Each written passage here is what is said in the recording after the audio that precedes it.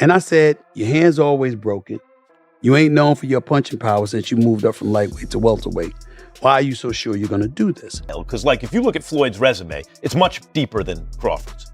And Floyd was faster and he had a better defense and all that stuff. But Floyd picked and chose when he fought guys, especially once he left. Off of that, Floyd is the best fighter, in his era. And I feel like I'm the best fighter in my era.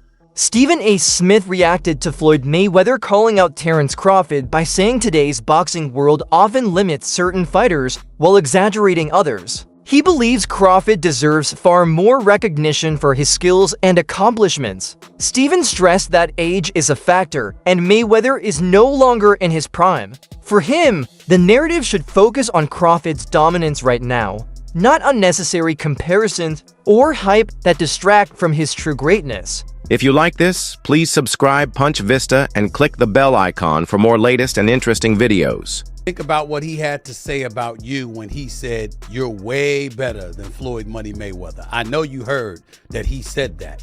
What thoughts came to your mind when you heard that Canelo Alvarez said that about you? Hey, that's a big compliment. He's been in the ring with both of us, so he would know, from his own experience.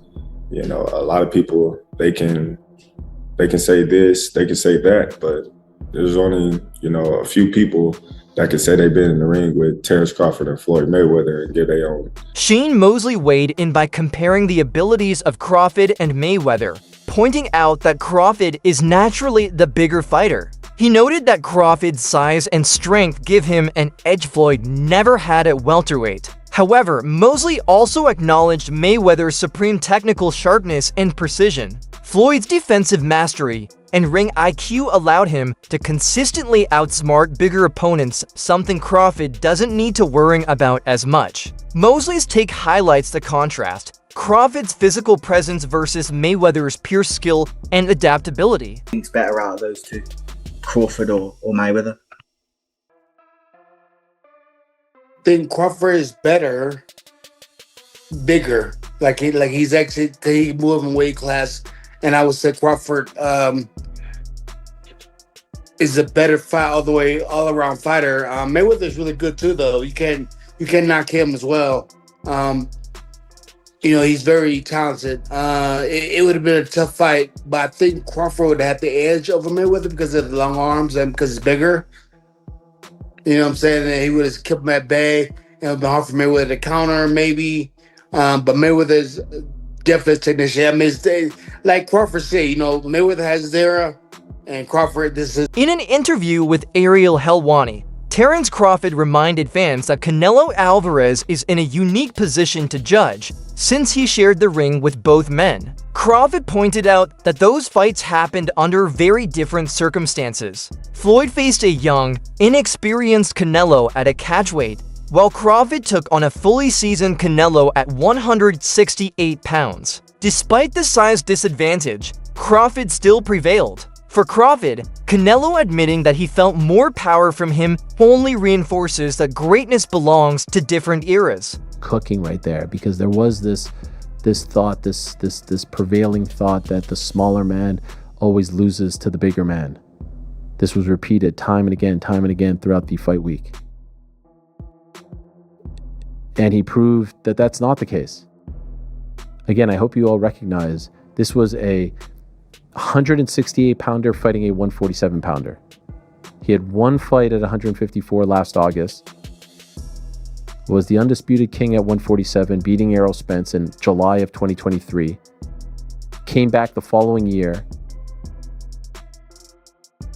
fought Israel Madrimov at the soccer stadium in Los Angeles, and then did everything he could to get this fight, played his cards the right way, and there he was, standing face to face against Canelo Alvarez, who did seem for the longest time like he didn't want to take this fight, and because there was great risk involved, because not only is Terence Crawford one of the all-time best fighters in the history of the sport, he's smaller than him, so a lot of people would be like, oh, of course you're going to beat the smaller guy, right? But I think Canelo recognized, yeah, he might be smaller, but he's that damn good.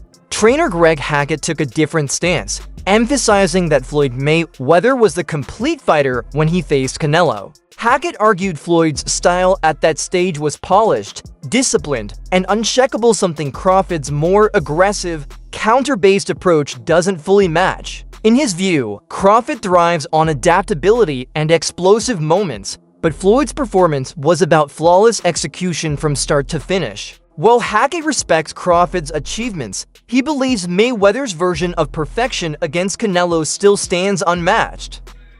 The Floyd Mayweather that Canelo Alvarez fought. Yeah. And the last version of Terence Crawford that we've seen in the ring. Yeah. Who's the better fighter, Jim?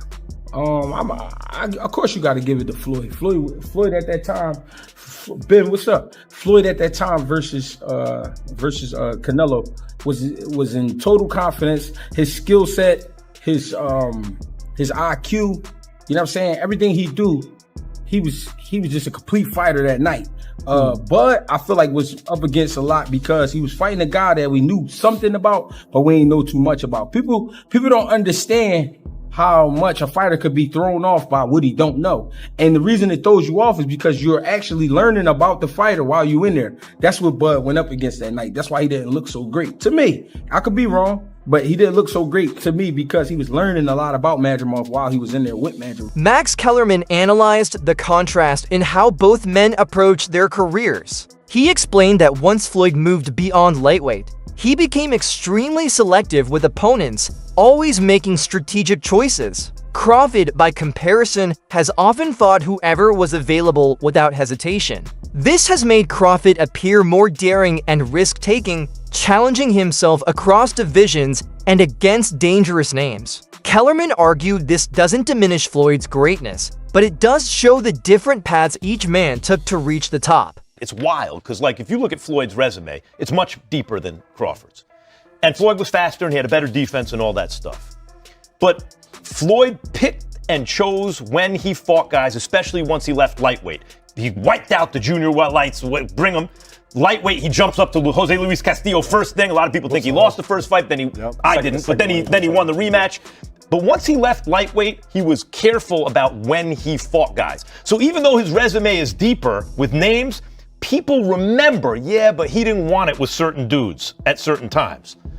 Crawford, we all witnessed, even though the resume is thin in certain ways, he wanted it with everyone the whole time. Oh, yes. That makes a difference to people. As for Crawford himself, he made it clear, if he were to face a prime Floyd Mayweather, he believes he would win. Crawford stressed this wasn't about disrespect, it was about belief in his own abilities. He admires Mayweather's skill set, but sees his own versatility, power, and ability to switch stances as the tools that would make the difference. For Crawford, it's not about tearing down Floyd's achievements, but about embracing the competitive spirit that defines boxing greatness. That's it for today's video. Stay tuned!